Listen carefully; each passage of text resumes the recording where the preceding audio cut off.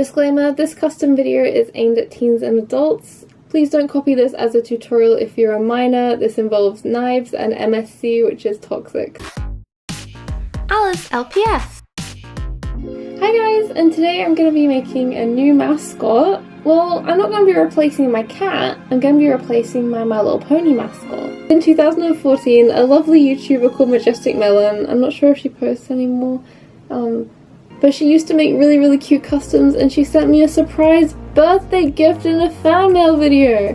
You got melon mail. Happy belated birthday. She sent me this custom. Oh my gosh, it's so pretty. You made me a custom of my Little Pony OC. Oh my gosh, it's so pretty. But it's now 2020. It's time for a refresh. I thought it would be more personal to use an OC that I've made and be proud of, so yeah. I actually made this custom in time for UK PonyCon last year, but completely forgot to upload this video, so we're here now. So if you met me at the meet and greet, you've already met her. Oh my gosh! I spell my name now. So if you haven't met my OC before, her name is Jelly Drops. I'm not a huge fan of like the name and idea, but she's really cute and I'm sticking with the brand. I designed her years ago when like being a brony was cool. Like, was it ever cool? I don't know. She's kind of a ditzy, daytime, kind of enthusiastic about life Pegasus. She works with rainbows, I guess, because her cutie marks rainbows. Super original, I know. Jelly was like from my very first username, so ignore that part. And Drops is kind of like a clumsy thing joke, haha. Her personality will kind of be like Pinkie Pie and Fluttershy combined, which I guess is kind of accurate because they have the same voice actress. So speaking of Fluttershy and Pinkie Pie, we're going to be combining the two of them for this custom. So I'm going to be taking the body of Fluttershy for her wings and then the base of Pinkie Pie for her eye shape. So I'm soaking them in some boiling water to make the plastic soft and you can pop the head off really easily. Some people use like a hairdryer instead of this because the hair can get really hot when you're pulling the hair off and you can burn yourself, but I am strong-willed. Fluttershy came off really easy, but Pinkie Pie was a bit more of a struggle, so I just dunked her in for a little bit longer and then she came off cool. Giving Pinkie Pie a nice fresh buzz cut, ready to reroute her later. This bit's kind of tedious because you have to use some tweezers and really get in there. People have recommended using very small pliers, but I just always forget to order them, and when it comes around to doing a custom, I just want to start it and get it done. But then we did it! Hey! Get back here! Instead of using my airbrush for this project, I wanted to use a paint that I knew was reliable and I didn't want it to chip off at any point. So using a soft brush and a really opaque white, I watered it down a lot and did several coats. And if you water down paint enough anyway, you can get a really airbrushed look, so...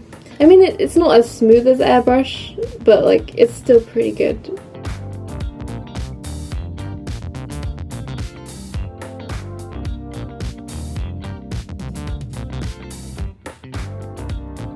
Moving on to coat 2.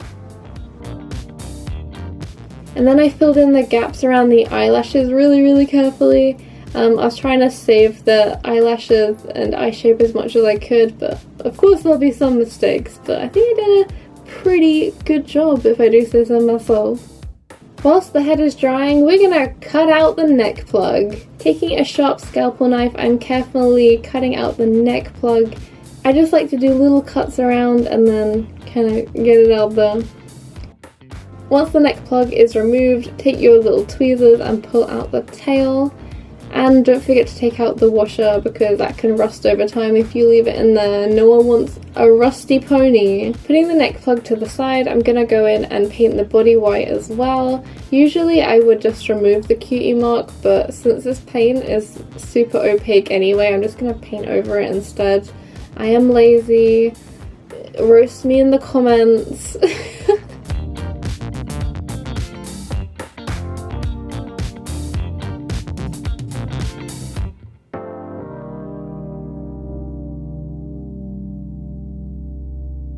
Whilst the body's drying, I'm doing a final coat to the head and making sure I get most of the pink from around the eyes done. I kind of concentrated in this clip, so it's slightly off camera. But here it is dry. Time to paint the eye. Haha. I'm painting her eyes a light green, kind of minty colour. I really like this colour and it goes well with pink, so. And after doing the mint, I went over the black and white highlights off camera. I forgot to record apparently, but I did the eyes. As I mentioned earlier, her cutie mark is a rainbow with little droplets. She makes rainbows. She has a weather pony and she has drops in her name for like the clumsy side of her, so I thought the cutie mark should have little like raindrops kind of coming out of it. So it's a really simple cutie mark and I did it on both sides to kind of represent the original My Little Pony style and also just to make it a bit more show accurate. I don't like how Hasbro only printed it on one side. Very lazy, not a fan. And once all the paint job is done, it's time to go in with the MSC, also known as Mr. Super Clear. This is a sealant which people use for doll customizing often. I don't really need to use it on My Little Ponies, but because this is for a very important near and dear custom, I'm going to use it. You can usually just get away with using Mod Podge for these. But I've also blurred out some other customs that are in the mid-process, so I sprayed them all at the same time. I don't know if I'm going to make videos on them, so I blurred them out just in case I did. I waited a day for all of those coats to dry completely and it's time to reroute. I ordered this really lovely pink colour, it's called Triple Pink, which you can probably tell by the name, it's 3 blends of pink colour, which unfortunately is a little bit too dark, so I'm taking the Ballet Slipper Pink and blending it in so it's a little bit more light, but now it's quadruple pink. And honestly, the more pink the better, to be honest. So I cut the hair to size and I'm adding in like chunks of the darker pink little by little, just so like I don't overpower it, because it's a bit like mixing paint. It's easier to add darker colour to light rather than light to dark. I don't really want to waste any, like doll hair isn't cheap. I want to be resourceful with it and use it on different projects. So what I did to blend the hair is take little chunks and keep like flipping the hair in my hand and holding it really tight so it doesn't brush through. If that makes any sense, you want it to all stay as a chunk together, but you still want to blend it in with that comb. I find that using a fine comb helps a little bit more with the blending because it pushes more of the different strands through.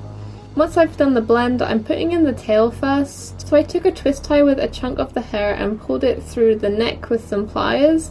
And once you have that loop shape, you add a zip lock, zip tie, zip lock, is that what they're called? And secure it in there and trim off the excess. This will just act like the washer did originally on the pony. I did a little bit too much, as you can see there's some shedding, but it still turned out okay. And now it's time to reroute the head. I'm using this tool with the yellow handle to widen the plug, and then this silver tool which we'll use to actually reroute. Some people don't bother with widening plugs, but I find it really helpful. It just makes it a whole lot easier, and over time the plug won't stay that wide, so it will close up and it'll be fine. It just makes it easier to play with the hair afterwards, or if you want to replace the plug if you didn't add enough hair or you added too much. It's just a lot easier for me. So I'm just going in and adding the hair all the way down. Since it's a blend of just one colour, I don't really have to worry about the placement too much. I just need to make sure I have enough hair for the whole head, which, spoilers, I did. So just repeat the process of putting in the widening tool, taking it out, then rooting the hair in. It takes like an hour to do a head, but it's kind of therapeutic if you shove on like a Netflix show or something. Always be careful when you get to the very top of the head though, because I have a habit of stabbing it through and then it can come out the neck hole and stab you in the hand and it really hurts, so please be really careful with that. And here's where my camera died and I switched to using my webcam because I don't want to wait for the battery to recharge. So yeah, time-lapse time. And once that was done, I'm taking some glue. You can use any tacky glue or like a stronghold glue is fine.